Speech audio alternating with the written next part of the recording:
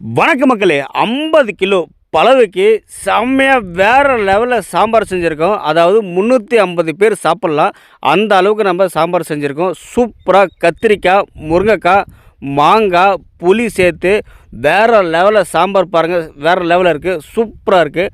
வாங்க இந்த சாம்பார் எப்படி செய்கிறதுன்னு வீடியோக்குள்ளே போய் ஃபுல் வீடியோ பார்க்கலாம். இந்தமாரி சாம்பார் செஞ்சு பாருங்கள், பலவைக்கு சாப்பாட்டுக்கு எதுக்கு செஞ்சாலும் சூப்பராக இருக்குங்க.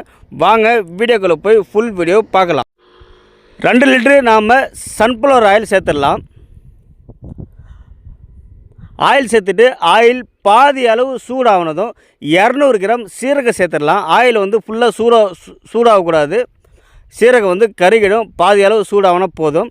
சீரகம் சேர்த்துட்டு அது கூடவே 100 கிராம் மிளகு சேர்த்துக்கலாம். மிளகு சேர்க்கும் போது சாம்பாரில் வாசனை அவ்வளோ சூப்பராக இருக்கும். அதனால் 100 கிராம் மிளகு சேர்த்துடலாங்க. மிளகு சேர்த்துட்டு 2 கிலோ வெங்காயம் நல்லா தண்ணீர் விட்டு அலசி பொடிசாக கட் பண்ணி எடுத்து வச்சுருக்கிறோம். 2 கிலோ வெங்காயம் சேர்த்துடலாம். வெங்காயம் சேர்த்துட்டு நல்லா ஒரு டைம் கிளறி விட்டுருங்க.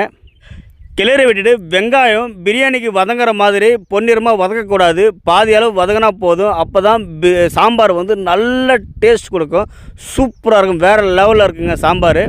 பாருங்கள், வெங்காயம் நல்லா பாதி அளவு வதங்கி வந்துடுச்சு. இப்போ நம்ம 3 கிலோ தக்காளி நல்லா தண்ணி விட்டு அலசி பொடிசாக கட் பண்ணி எடுத்து வச்சுருக்கோம். இப்போ நம்ம 3 கிலோ தக்காளி சேர்த்துடலாம்.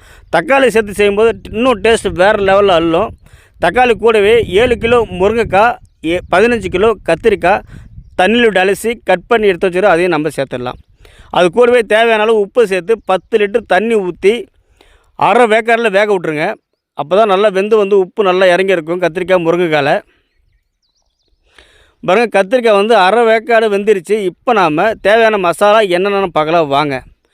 மல்லித்தூள் 200 கிராம் சேர்த்துடலாங்க. மல்லித்தூள் சேர்த்துட்டு அது கூடவே சாம்பார் மசாலா 200 கிராம் சேர்த்துடலாம். இந்த மசாலா சேர்த்து செய்யும்போது டேஸ்ட் வரதை யாராலையும் தடுக்க முடியாது, வேறு லெவலில் இருக்குன்னு டேஸ்ட்டு.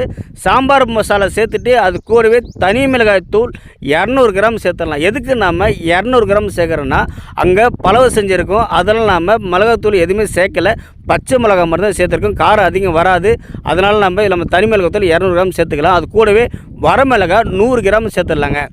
வரமிளகாய் எண்ணெயில் சேர்க்கறதோடு இப்படி சேர்த்து பாருங்கள், சூப்பராக இருக்கும். எண்ணெயில் சேர்க்கும்போது கறிக்கிடும், இப்படி சேர்க்கும்போது நல்லா சூப்பராக, நல்லா கலர்ஃபுல்லாக சூப்பராக இருக்கும்.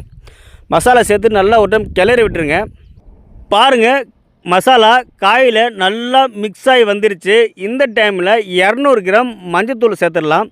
மஞ்சத்தூள் சேர்க்கும்போது இன்னும் நல்லா கலர்ஃபுல்லாக சிகப்பு கலரும் மஞ்சள் கலரும் சேர்ந்து வேறு லெவலில் இருக்கும் சாம்பார். மஞ்சத்தூள் சேர்த்துட்டு பாசிப்பருப்பு 3 கிலோ,